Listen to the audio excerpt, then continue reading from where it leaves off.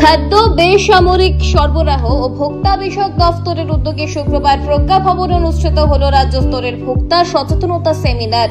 একই সঙ্গে রাজ্যের গণবন্টন ব্যবস্থার কার্যকারিতা এবং নিত্য প্রয়োজনীয় পণ্যের সরবরাহ ব্যবস্থা নিয়ে রেশন শপ জেলার ও ব্যবসায়ী সম্প্রদায়ের প্রতিনিধিদের সঙ্গে একটি গুরুত্বপূর্ণ পর্যালোচনা সভারও আয়োজন করা হয়। অনুষ্ঠানে সভাপতিত্ব করেন রাজ্যের খাদ্য দফতরের মন্ত্রী সুশান্ত চৌধুরী। উপস্থিত ছিলেন দফতরের সচিব সুমিত লোধ সহ দফতরের অন্যান্য আধিকারিকরা।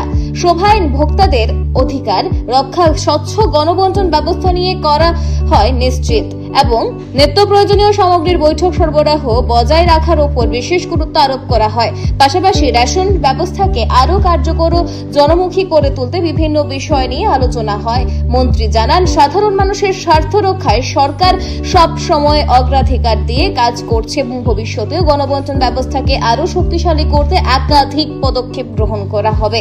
এটা আমাদের খাদ্য এবং জনসম্ভরণ দপ্তরের রিভিউ মিটিং।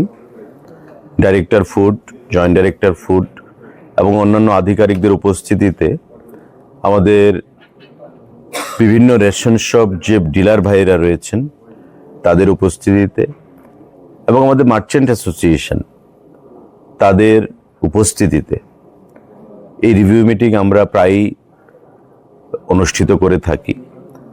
এবং আজকে যে বিষয়বস্তুগুলো নিয়ে এখানে আলোচনা করা হয়েছে, যে আগামী দিনে নিরবচ্ছিন্নভাবে কিভাবে আমরা পিডিএস সিস্টেমকে আরও জনমুখী করতে পারি, পাবলিকের হয়রানি যেন না হয়, এবং আসন্ন যে মনসুন সিজন, এই মনসুন সিজনে বিভিন্ন জিনিসের নিত্য প্রয়োজনীয় যে সামগ্রী তার যেন কোনো অবস্থাতেই দ্রব্যমূল্য বৃদ্ধি না ঘটে সেই বিষয়ে সজাগ দৃষ্টি রাখার জন্য এবং মার্চেন্ট অ্যাসোসিয়েশন।